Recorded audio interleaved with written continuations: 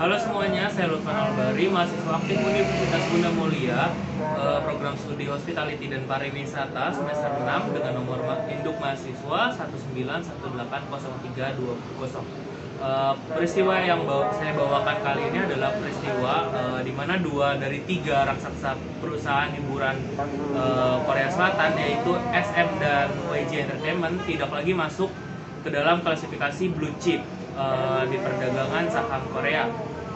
Blue chip sendiri adalah istilah dalam pasar modal yang mengacu pada saham dari perusahaan besar yang memiliki pendapatan stabil dan liabilitas atau jumlah uang yang harus dilunasi tidak terlalu banyak. Kategori blue chip atau superior merupakan kategori tertinggi dalam penilaian perusahaan. Disusul yang kedua ada Ventura, yang ketiga teknologi, dan terakhir bisnis menengah. Korean Exchange mengumumkan pada tanggal 4 Mei bahwa perusahaan hiburan besar di Korea Selatan, yaitu SM Entertainment dan YG Entertainment, diturunkan statusnya dari perusahaan blue chip menjadi bisnis menengah biasa. Penurunan status tersebut bukan tanpa alasan. Kinerja kedua entertainment tersebut dinilai buruk dari 3 tahun terakhir. Penilaian ini diberikan oleh KOSDAQ, Korean Security Dealer Automated Quotation, ditambah dengan peningkatan kerugian ekuitas yang kedua perusahaan alami, sehingga mereka gagal memenuhi kriteria untuk perusahaan terbaik. Bagi SM Entertainment, ini degradasi pertama sejak 13 tahun diberi penilaian sebagai perusahaan blue chip atau superior. Dan untuk YG Entertainment ini juga merupakan pertama kalinya sejak 8 tahun mereka diberi penilaian sebagai perusahaan terbaik. Sebenarnya kalau melihat dari ukuran perusahaan baik SM maupun YG Entertainment masih layak ada di posisi puncak, karena hingga akhir tahun 2020 total modal mereka masing-masing mencapai 608 miliar Korean won atau sekitar 541 juta US dollar untuk SM Entertainment, dan 431 miliar Korean won atau sekitar 383 juta US dollar untuk YG Entertainment. Kedua angka tersebut jauh melebihi standar minimal perusahaan blue chip, yaitu 70 miliar won atau sekitar 62 juta US dollar.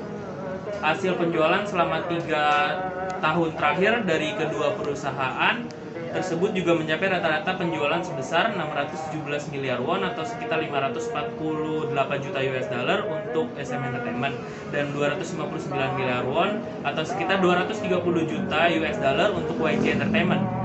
Angka tersebut juga sangat memenuhi standar perusahaan blue chip, yaitu 50 miliar won atau sekitar 44 juta US dollar. Yang membuat penurunan status kedua raksasa perusahaan hiburan tersebut adalah karena laba bersih dan ROE atau Return on Equity mereka terus menurun tajam.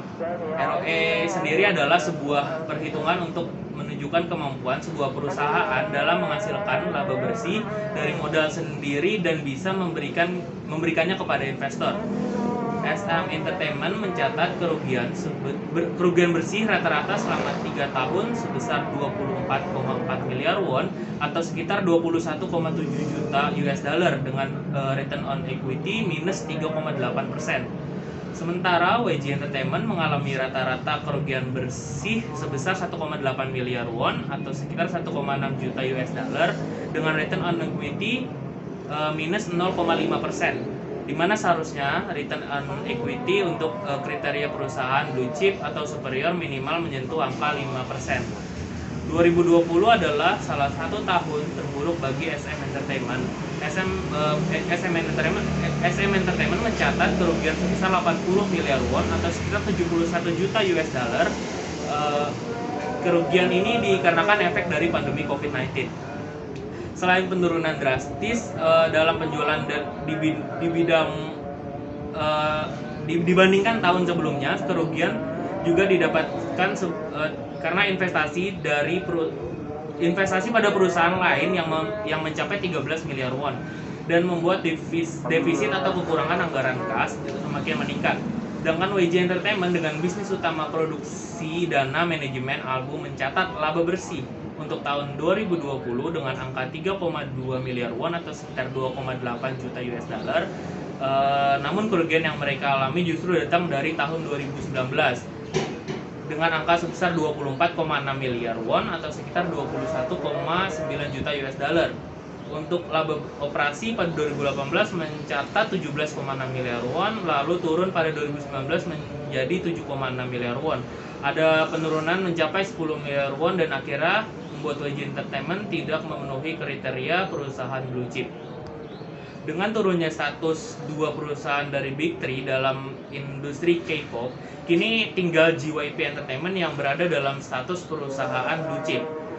Meskipun rata-rata penjualannya rendah dibandingkan dengan SM Entertainment dan YG Entertainment, yaitu sebesar 142 miliar won atau sekitar 126 juta US dollar. Rata-rata laba bersih 3 tahun JYP Entertainment adalah 28,4 miliar won atau sekitar 25,2 juta US dollar.